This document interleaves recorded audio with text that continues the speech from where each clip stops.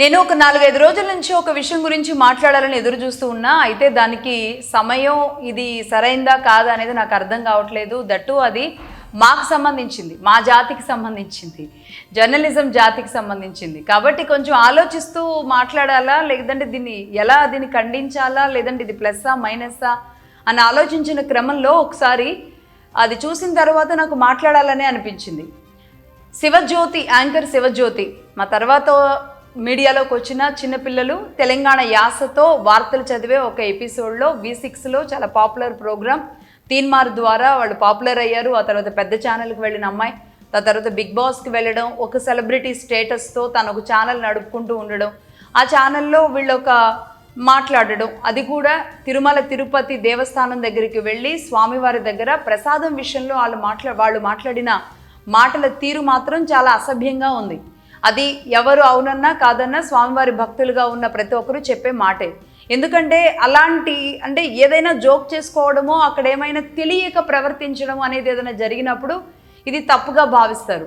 కానీ వాంటెడ్లీ ఇది ఎప్పుడూ లైఫ్లో అడుక్కోలేదు, ఇప్పుడే ఫస్ట్ టైం అడుక్కుంటున్నాం. ఎందుకంటే మేము రిచ్ బెగ్గర్స్ అంటూ నవ్వుతూ అది తప్పు మాట్లాడుతున్నామని కూడా కనీస స్పృహ లేకుండా మాట్లాడిన తీరుని ఖచ్చితంగా స్వామివారి భక్తులు అందరూ ఇప్పటి వరకు ఖండిస్తూనే వచ్చారు. ఈ క్రమంలో నేను కూడా దీన్ని ఖచ్చితంగా ఖండిస్తాను. అయితే ఇదంతా దీని వెనుక జరుగుతున్నది ఏంటి అనేది ఒకసారి ఆలోచిస్తే మనం ఈ ఎపిసోడ్ ఈ ఫ్రంట్ సీన్ వరకు మాత్రమే చూస్తున్నాం. అంటే శివజ్యోతి ఫాలోవర్స్, శివజ్యోతిని ఫాలో అయ్యేవాళ్ళు అంతటి మహోన్నతమైన ఆలయానికి వెళ్ళి మాట్లాడాల్సిన మాటలా ఇవి అని అందరూ ఆశ్చర్యపోయారు. ఒకసారి తను ఏమందో చూసి తర్వాత విషయాలు మాట్లాడదాం. జీవితంలో ఎప్పుడు అడుక్కోలేదు, ఫస్ట్ టైం అడుక్కున్నాను. దర్శనం ఇది మొత్తం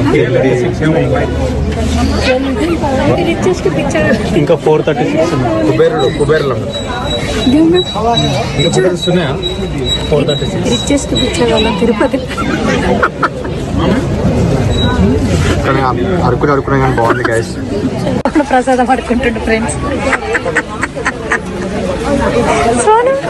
రైట్, ఇది అంటే కొండ మీద అంటే ఎప్పుడు లైఫ్లో అడుక్కోలేదు, మేము ఇప్పుడు అడుక్కుంటున్నాం. కానీ అడుక్కున్నదైనా సరే టేస్ట్ బాగుంది. నిజంగా అడుక్కున్నా కాదు, ఎన్ని కోట్లకి పడగలెత్తినా, ఎంత రిచ్ అయినా స్వామివారి దర్శనం, స్వామివారి ప్రసాదం దక్కాలి అంటే అది ఏదో అదృష్టం ఉండాలి. ఫస్ట్ ఆఫ్ ఆల్ స్వామివారి దర్శనం కలగాలి అంటేనే ఆయన పిలిస్తేనే వెళతారు. అలాంటి చోట ఇలా పిల్ల చేష్టలు, వెకిలి చేష్టలు చేయడం అనేది అసలు ఏమాత్రం కూడా కరెక్ట్ కాదు. నేను దీన్ని ఒక్కొక్కరు ఒక్కో రకంగా అభివర్ణిస్తూ వచ్చారు. నేను చెప్పేది ఇది పిల్ల చేష్టలు, వెకిలి చేష్టలు అని చాలా స్పష్టంగా చెప్తాను.